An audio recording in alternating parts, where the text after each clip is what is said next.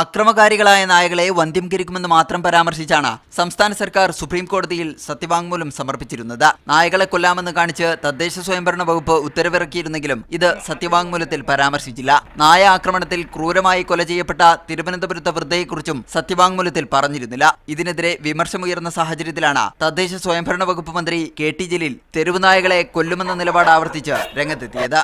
Supreme കോടതിയിലെ സത്യവാങ്മൂലം അറിഞ്ഞിരുന്നു. പക്ഷേ അത് കൊടുക്കുന്ന ആളുകൾ നിലവിൽ ഒരുപാട് നിയമങ്ങളുണ്ട്. ആ നിയമക്കുരുക്കിൽ പോയി പെടേണ്ട എന്ന് ഭയപ്പെട്ടത് കൊണ്ടാവാം ഇത് കൊടുക്കുന്ന ആളുകൾ അങ്ങനെ കൊടുക്കുന്നത്.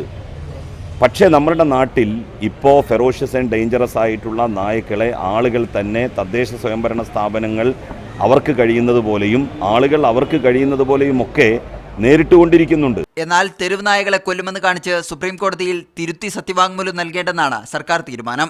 നിയമക്കുരുക്ക് ഒഴിവാക്കാനാണ് തിരുത്തി സത്യവാങ്മൂലം നൽകാത്തതെന്ന വിശദീകരണമാണ് മന്ത്രി KT ജലീൽ നൽകുന്നത്. തെരുവ് നായശല്യം രൂക്ഷമാകുമ്പോഴും നായകളെ കൊല്ലുന്ന കാര്യത്തിൽ സർക്കാർ തലത്തിൽ ആശയക്കുഴപ്പം തുടരുകയാണ്. മീഡിയ 1 തിരുവനന്തപുരം.